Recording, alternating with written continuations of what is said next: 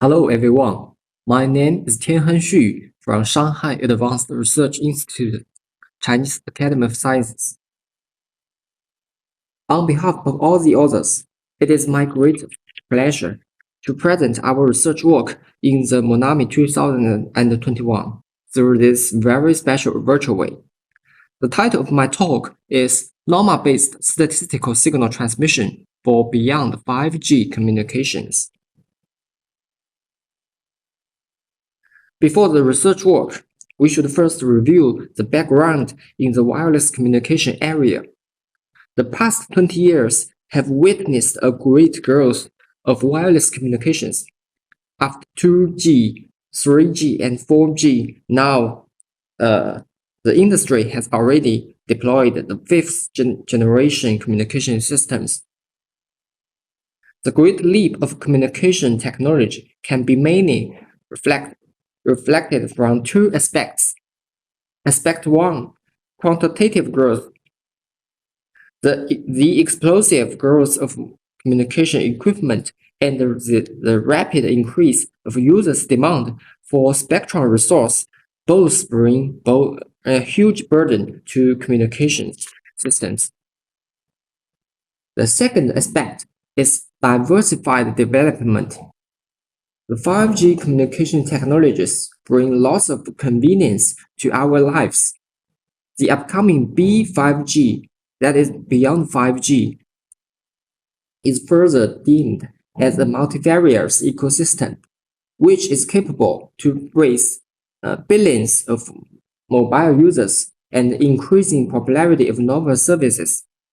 Apart from the traditional mobile communication service, the B5G ecosystem can support a lot of emerging services, including intelligent manufacturing, UAV delivery, environmental monitoring, smart agriculture, forest fire prevention, and so on.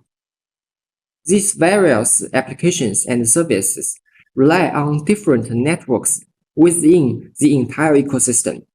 Then, how to effectively support the inter-system information interaction while coordinating these various applications at the same time becomes another important challenge.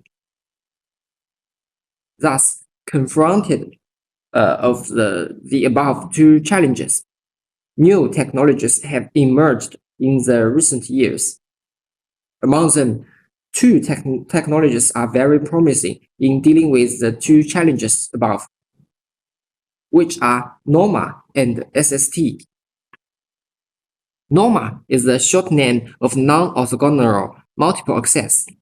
The concept of NOMA is to exploit power level difference for multiple users to access the same spectrum resource. Then, using SIC, that is successive interference cancellation. Use this SIC mechanism, the receiver can first extract the data from the user with highest channel gain. Subsequently, the receiver subtracts the contents of the users with highest power gain and successively decodes data of users in the decreasing order of power level. Based on this property, NOMA can largely improve the spectral efficiency of communication system. On the other hand, statistical signal transmission, in short as SST, is another emerging technology which can deliver an additional data stream of the regular signals. The SST data stream is actually formed in the shape of higher order moment. It neither affects the transmission performance nor causes extra spectrum sacrifice from the underlying regular signals in first order moment. Based on this property, SST has been proved to support information exchanges among different systems. Note that NOMA and SST can address different challenges of future communications. It is envisioned that if the two technologies be well merged, the spectrum scarcity and inter-system exchange problems can be both alleviated. However, up to now, existing literature has not yet answered the question that whether SST can work upon NOMA-based systems. Motivated by such a question, in this paper, we explore for the possible ways to integrate NOMA and SST, aiming at resolving the compatibility issues between the two techniques.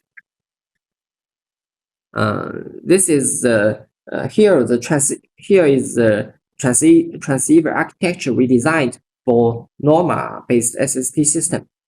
Without loss of generality, we adopt downlink system to analyze the compatibility between NOMA and SST. The workflow can be elaborated as follows. At the base station, each user's data contains the traditional frequency domain data part and SST data part. These two parts for one user, for example, user wants two kinds of data, are orthogonal. Then the data streams of different users, user 1 and user 2, are combined and sent via the base station transmitter. Here, the data streams from different users, for example, user 1 and user 2. The two streams are non-orthogonal. At the terminal side, when the receiver gets a mixed signal, the processing modules of frequency domain and SST domain work independently. At the frequency domain processing module, for the strong user, user 1, it directly decodes the signal data and regarding user 2's signal as a part of interference. Then for the weak user, user 2, it should first decode user 1's data. Then it through the SIC process, it subtracts such content from the mixed signal of data 1 of the user 1, and then decodes the user 2's signal in successively. The SST domain processing module contains 3 steps: CAF estimation, SST feature detection, and user classification. Different from that in frequency domain module, the SST module exports different users' feature at the same time. To visualize SST feature presentation, we provide an example in the figures below. For comparison purpose, the left figure shows a classic SST case, while the right figure presents a NOMA SST case. As we can see, traditional SST scenario is essentially a single pole identification problem, while it becomes a multi-pole problem in NOMA-based SST scenario. Fortunately, owing to the power level gap between two NOMA users, there also exists an energy gap for SST features. Here, the power level gap ratio between two users is 4-fold, which also reflects the same ratio in feature gap. Therefore, SST feature belonging to different users can be easily distinguished. Thus far, theoretically, the feasibility of NOMA-based SST system is verified. Nevertheless, we also perceive that the natural energy gap among different users of SST features will inevitably cause performance gaps in SST detection accuracy.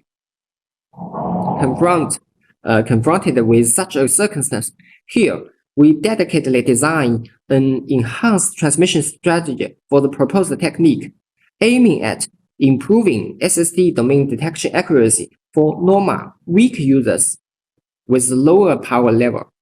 The enhanced strategy is named as Differential Window Integration Strategy. The principle is to allocate different durations of cyclic delays belonging to different users. For example, users with higher power gain get shorter cyclic delay durations, while users with lower channel gain occupy longer cyclic delay durations. Here we provide a comparison among three scenarios.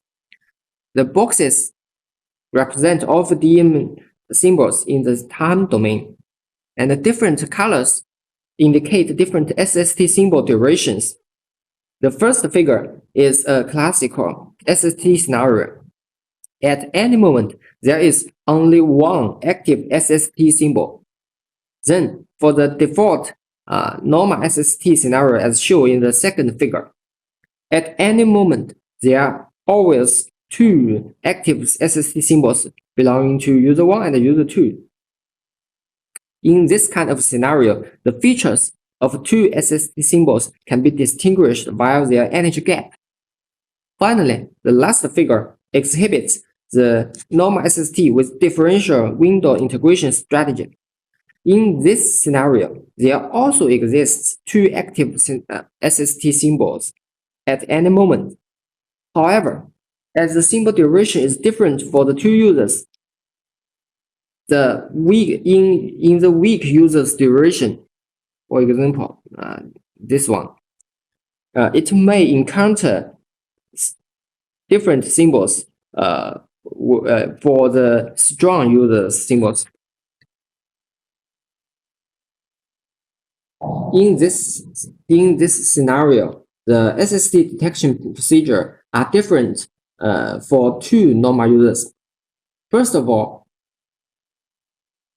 for the strong users, in the former, middle, and latter sub-window, it directly detects the highest peak and calculates the first, second, and third SST symbols for user 1. That is user 1A, user 1B, and user 1C. Then, for the for window, it detects the highest peak after removal user 1's peaks and calculates the SST symbol for user 2. Through the comparison among these figures, we know that a differential window integration strategy is workable. Now let's evaluate the performance of a NOMA SST technique through numerical analysis. The left figure is default NOMA SST scenario. It can be observed that the higher power user 1, blue curve, achieves an excellent detection performance. It easily gets a bit error rate of 10 to the power of -5 level after SNR surpass 0 dB. By contrast, the performance of the lower power user 2, red curve, is not quite satisfactory. It cannot even reach a 10 to the power of -2 level within the given SNR condition range. Now let's focus on the right figure. It exhibits the detection performance of NOMA SST technique under differential window integration strategy. Specifically, the differential window configuration is default L for the strong user 1 and triple L for the weak user 2. Other system parameters are equal to those in left figure. The performance of user 1A, 1B, and 1C are obtained from the former, middle, and latter L coverages of user 2's entire 3 observation window, respectively. Then, from the blue, green, and the purple curves in this figure, we can find two phenomena. First of all, these three curves nearly overlap with each other, which reflects that user 1's performance is quite steady on the different coverages of user 2's observation window. The second property is that user 1's performance in right figure is very close to that of left figure. This result reveals that differential window integration strategy hardly affects the SST detection performance of higher power user in NOMA systems. Then let's focus on the weak user, the red curve. From the red curve comparison between the two figures, we can find that user 2's performance is distinctly upgraded by a great order of magnitude. The average gain is about 10 dB throughout the given SNR range, in which the highest gain is about 21.7 dB obtained at the SNR location at 1 dB. Thus, the effectiveness of differential window integration strategy is verified.